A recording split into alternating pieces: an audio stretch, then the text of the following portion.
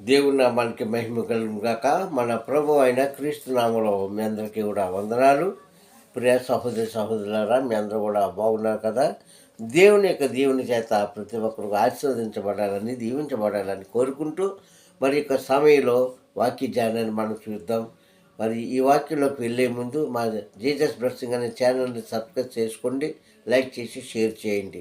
దేవుడిచ్చే వాగ్దానం మనం చూసుకుందాం. ఎందుకంటే ప్రియ సహోదరులారా, ఈరోజు ప్రతి కుటుంబంలో, ప్రతి ప్రాంతంలో, ప్రతి పల్లె పట్టణాల్లో, ప్రతి ఒక్క మనిషిలో కూడా అనేకమైన సమస్యలతోనే బ్రతుకు తెల్లారిపోతుంది.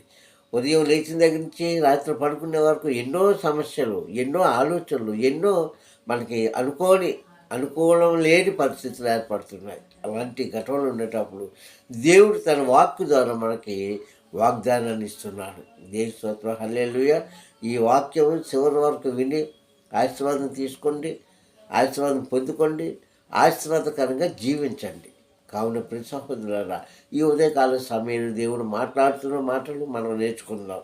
ఎందుకంటే మానవుడు కష్టాలు పడుట, మానవుడు నష్టపోవుట, మానవుడు బాధలో ఉండుట దేవుడికి ఏమాత్రం కూడా ఇష్టం లేదు.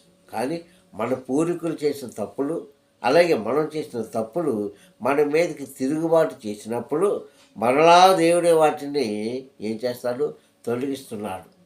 కనుక ఈ యొక్క సమయంలో దేవుడు ఇచ్చే వాగ్దానము మనం చూసుకున్నట్లయితే బాధల నుండి తప్పించేవాడు దేవుడే.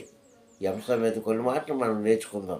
ప్రతి సహోదరులారా, ఈ బాధలు ఎక్కడి నుంచి మొదలయ్యాయి అంటే మానవుల్లోంచే మొదలయ్యాయి. మళ్ళా మరి ఆశీర్వాదం పొందుకోవాలంటే మానవుడే ప్రయత్నం చేయాలి. ఇది వాక్య సందేశం. కావున ప్రతి సహోదరులారా, బాధలు, కన్నీళ్ళు, కష్టాలు అన్నీ కూడా మనకి రొటీన్ అయిపోయాయండి. ఈరోజు చూస్తే భార్య భర్తల మధ్య ఐక్యత లేదు, బిడ్డల మధ్య ఐక్యత లేదు, కుటుంబాల మధ్య ఐక్యత లేదు. పైగా అందరూ ప్రేమగానే మాట్లాడతారు, అందరూ ఆప్యాయతగానే ఉంటారు. కానీ లోపలున్న ఆ అంతర్భాగంలో నుంచి చూసినట్లయితే వారి యొక్క ఆలోచన విధానం వేరు, వారి యొక్క నడవడిక విధానం వేరు, వారు తలంచే తలంపులు వేరు. కానీ సమస్తము చూస్తున్న దేవుడు, వింటున్న దేవుడికి అసాధ్యమంటూ ఏమి లేదని ముందుగా మనం గ్రహించాలి. ప్రియ సహోదరులారా, నీవు నిజంగా దేవుడికి లొంగినట్లయితే, నిజంగా దేవుడికి లోబడినట్లయితే, నిజంగా దేవుడికి దగ్గర పశ్చాత్తాపం పడి నీవు ప్రార్థించగలిగితే, ఇదిగో దేవుడు నీతో ఇప్పుడే వాక్యం ద్వారా మాట్లాడుతున్నాడు. దేవుని స్తోత్రం, హల్లెలూయా. ఆనాటి మన పూర్వీకులని ఇశ్రాయేలు ప్రజలు చేసిన తప్పులను మన్నించాడు దేవుడు. చిన్న చితక తప్పులు కాదండి. దేవుడు ఎంత శోధించారంటే భయంకరంగా శోధించారు. అయినప్పటికీ వారిని క్షమించాడు. అయితే వారు పరో దేశంలో ఉండేటప్పుడు వారి కన్నీళ్లు చూశాడు, కష్టాలను చూశాడు, వేదన చూశాడు, రోదన చూశాడు, వారు పడుతున్న శ్రమలను చూశాడు. అప్పుడు ఆయన ఒక నిర్ణయం తీసుకొని ఒక వ్యక్తిని పంపించాడు. ఆయనే మోషే. అంటాడు, మోషే దగ్గరికి వెళ్ళి, మోషే, నా ఇశ్రాయేలు ప్రజలు ఎంతగానో నలిగిపోతున్నారయ్యా, ఫరో వారికి పెట్టిన బాధలన్నీ నేను చూస్తున్నాను, కనుక వారిని విడిపించు అంటే నేను వెళ్ళననేటప్పుడు ఆయనకు మరలా నచ్చజెప్పి పరిశుద్ధాత్మ ఇచ్చి, ఆయన శక్తి ఆయనకి ఇచ్చి, ఆయనను వారి మధ్యకు పంపించి వారు విడుదల చేసిన దేవుడు ఈరోజు మనకున్న సమస్యలను విడుదల చేయడు అని ఎందుకు అనుకోవాలి? నీకున్న సమస్య ఎందుకు విడుదల చేయడు?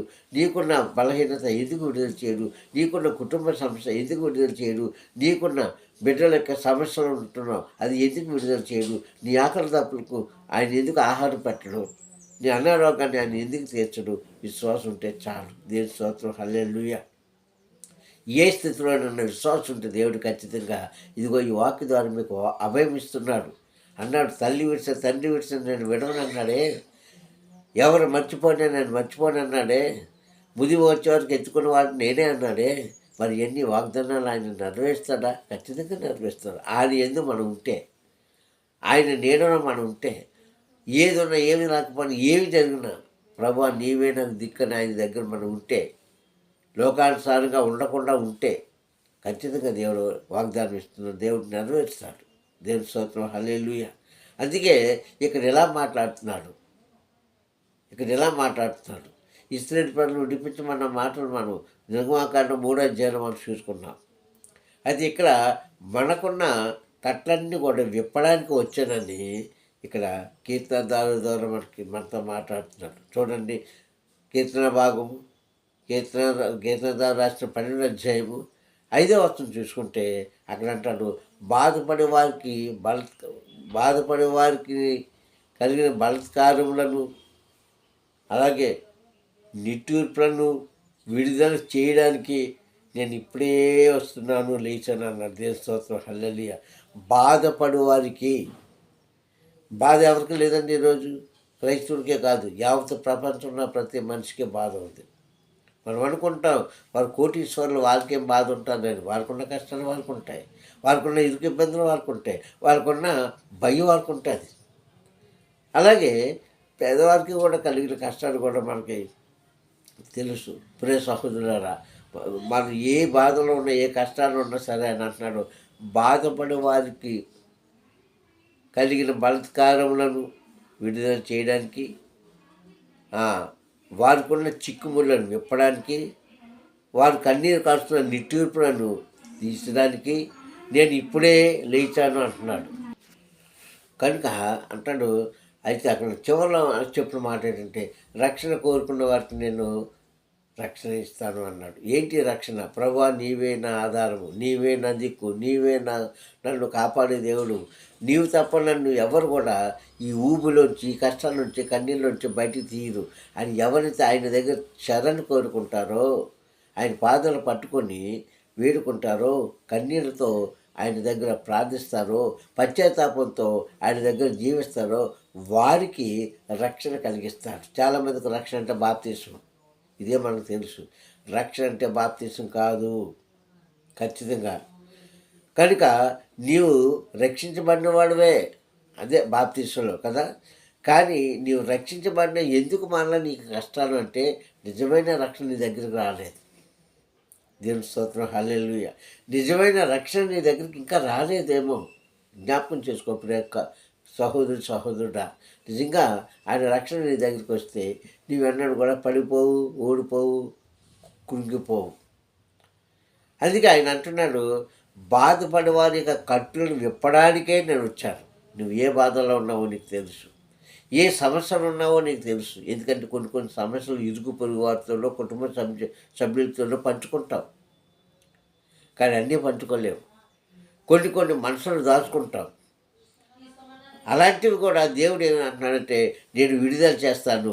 నా మీద ఆడుకుంటే, నా దగ్గరికి వస్తే, నా వాక్యం, నేను చెప్పిన మాట మీరు వింటే, ఇదిగో నీకు బాధలోంచి తీసేసి, కన్నీళ్ళలోంచి తుడిచేసి, వేదనలోంచి నిన్ను తొలగించేసి, నిన్ను కాపాడే దేవుడు నేనే నేనే నేనే అని ఖచ్చితంగా చెప్తున్న మాటను మీరు నమ్మాలి. మనం అందరం నమ్మాలి. నమ్మితే నేను నమ్మేడు సమస్తము సాధ్యమన్నాడు కదా క్రీస్తు.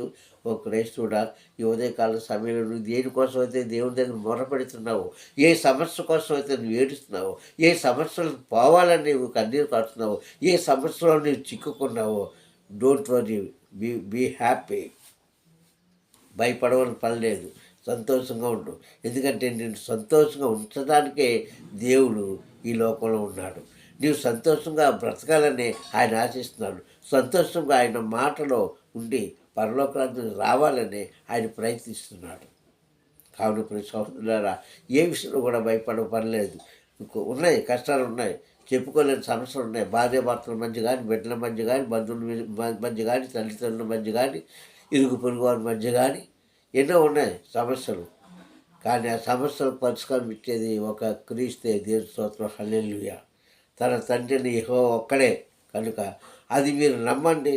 నమ్మితే మీకు సమస్తం కూడా సాధ్యమంటున్నారు. కనుక ఆ మాటను మీరు నమ్మిన వారు ఖచ్చితంగా దేవుని యందు భయము భక్తి కలిగి జీవిస్తారని ఈ వాక్యం ద్వారా మీకు తెలియజేస్తున్నాను.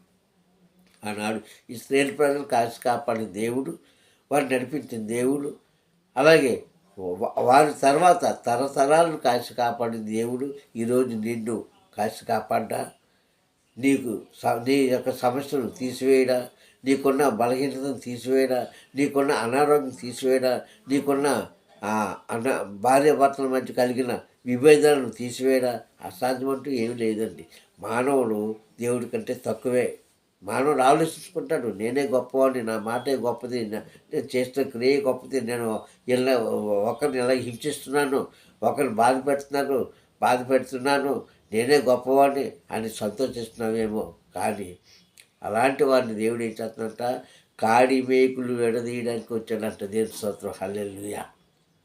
కావున ప్రియ సహోదరులారా, మనం ఎప్పుడు కూడా దేవుని యందు భయము భక్తి కలిగి జీవించినప్పుడు చూస్తున్న దేవుడు, వింటున్న దేవుడు మనకి ఖచ్చితంగా సహాయం చేస్తాడని నేను కోరుకుంటూ, చెయ్యాలని వేడుకుంటూ మరి ప్రార్థన చేసుకుందాం. దయగల తండ్రి, నాయన నీ కొంతమంది ఉదయకాల సమయంలో నీ వాక్కు ద్వారా మాతో మాట్లాడినందుకు స్తోత్రం చెల్లిస్తున్నాయన.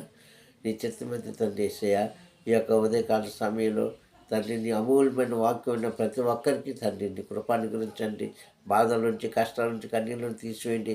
మీరు ఇచ్చిన వాగ్దానం నెరవేర్చి అయ్యా వారి జీవితంలో వెలుగు రేఖలు నింపడానికి సహాయం చేసి వారి నిండారుగా వారిని ఆశీర్వదించి దీవించమని క్రీస్తు నామములో ప్రార్థన అడుగుతున్నాను పరమ తండ్రి. ఆమేన్, ఆమేన్, ఆమేన్. మీ అందరికీ వందనములు. సదా దేవుడు మమ్మల్ని దీవించి ఆశీర్వదించును గాక. ఆమేన్.